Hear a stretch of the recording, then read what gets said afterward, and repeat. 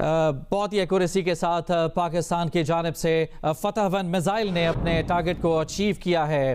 भारत के उधमपुर एयरबेस को 3 मिसाइलों से निशाना बनाया गया। इसके अलावा पठानकोट एयरफील्ड को तबाह किया गया। बरामोस स्टोरेज साइट को पाकिस्तान की जानिब से मिसाइल हमले में तबाह किया गया है। इस वक्त आपको ये मनाजिर भी दिखा रहे हैं जब पाकिस्तान की जानिब से फतह-1 मिसाइल का ये कामयाब तजुर्बा किया गया। फतह-1 मिसाइल से भारत के खिलाफ पाकिस्तान की जवाबी कार्रवाई। भारत के उधमपुर एयरबेस को 3 मिसाइलों से निशाना बनाया गया है पाकिस्तान की जानिब से, और बहुत ही एक्यूरेसी के साथ फतह-1 मिसाइल ने अपने टारगेट्स को अचीव किया है। तब वो तमाम तर बेसेस जहाँ से पाकिस्तान के अवाम और मसाजिद पर हमले किए गए उनको टारगेट किया जा रहा है। पाकिस्तान की जानिब से सिक्योरिटी ज़राए की जानिब से दावा किया गया है। भारतीय जारहियत के खिलाफ पाकिस्तान की जवाबी कार्रवाई अब जारी है और भारतीय मीडिया में भी अब शोर मच चुका है और मुख्तलिफ जो बेसिस हैं ख़ास तौर पर पठानकोट, उधमपुर और ब्यास के इलाके में ब्राह्मोस की स्टोरेज साइट के हवाले से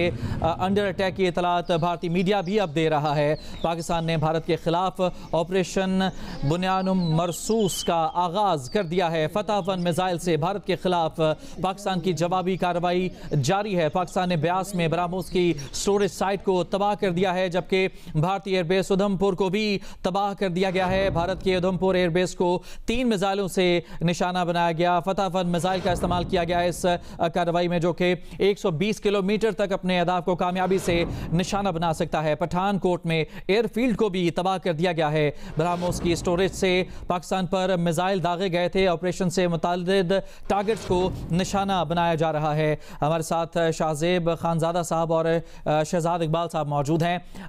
शहजाद साहब, मजीद क्या डिटेल्स आ रही हैं इस ऑपरेशन के हवाले से आपके पास? जी बिल्कुल, जो उधमपुर का एयरबेस है उसको 3 मिसाइल जो है वो मारे गए हैं और ये फतह-1 मिसाइल है। और आपको याद होगा इसके जो लॉन्च था वो अब से सिर्फ 5 दिन पहले हुआ था, क्योंकि एक अंदाजा था कि भारत जिस एग्रेशन से आगे बढ़ रहा है तो हमने ये एक्सटेंडर्स की जो ऑनगोइंग ट्रेनिंग है उसमें इसके टेस्टिंग की थी, एक कामयाब टेस्टिंग की थी। इसकी रेंज 120 किलोमीटर है और इसकी खास बात यह कि इस मिसाइल की जो एक्यूरेसी है वो बहुत ज्यादा एनहांस्ड है, उसको बढ़ाया गया था और जो नेविगेशन सिस्टम है वो भी बहुत एडवांस लेवल का है। तो इसका मतलब जब आप इसको फायर करेंगे जो आपका टारगेट होगा मोस्ट लाइकली अपना टारगेट अचीव करेगा। और जैसे कि हमें बताया जा रहा है जो सिक्योरिटी जराए हैं उनकी जानिब से कि ये अपने टारगेट्स पे लगा है और जैसे पाकिस्तान के एयर बेसिस को निशाना बनाया गया, पाकिस्तान ने जवाब में उनके एयर बेसिस को निशाना बनाया है और खासतौर पर वो एयर बेस जहां से पाकिस्तान के ऊपर मिसाइल दागे जा रहे थे उनको निशाना बनाया है, जिसमें ब्राह्मस की जो स्टोरेज कैपेसिटी है उसको भी निशाना बनाया है। इसी तरह उधमपुर का जो एयरबेस है उसको भी तबाह किया गया है। और पठानकोट के हवाले से जब मैं आपको बता रहा था तो उस वक्त जो इंडियन मीडिया है वो भी ये कंफर्म कर रहा था कि बहुत एक शदीद एक्सप्लोजन हुआ है पठानकोट में। और अभी भी अगर आप देखें जो ये एक हमारे सामने जो इस वक्त जंग की सूरत हाल जारी है, इसके अलावा भी इस वक्त जो LOC है वहां पे भी बहुत ज्यादा जो है फायरिंग एक्सचेंज हो रही है भारतीय और पाकिस्तानी अफवाज के दरमियान। तो एक अब क्या कहा जा सकता है कि फुल फ्लेज ऑपरेशन है। भारत जो पाकिस्तान पे इल्जाम लगा रहा था कि हमने अटैक किए हैं उनके ऊपर, अब तक तो नहीं किए थे, लेकिन आज एक दिफाई इनिशिएटिव लेते हुए हमने ये अटैक उनके ऊपर लॉन्च किया है। क्योंकि जैसे मैं कुछ देर पहले भी बता रहा था, जो डिफेंस एक्सपर्ट है वो कह रहे हैं कि कभी आपको एस्केलेट करना पड़ता है डी एस्केलेशन के लिए। भारत खुद से इस मामले को नहीं डी एस्केलेट कर रहा था, न सिफारती सतह पे न आलमी प्रेशर में आके। तो अब एक ऑप्शन हमारे पास यही था कि इस मामले को हम एक दिफाई अंदाज में इस्तेमाल करें, उनके एयर बेसिस को अटैक करें और फिर शायद भारत जो है वो डी एस्केलेशन की तरफ आए।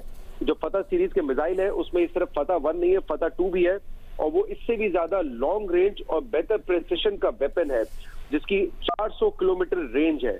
तो अभी हमने फतह-1 इस्तेमाल किया है। अगर हम चाहें तो हम और ज्यादा डेप्थ में जाकर उनके शहर जो पाकिस्तान के हदूद से ज्यादा दूर है उनको भी निशाना बना सकते हैं।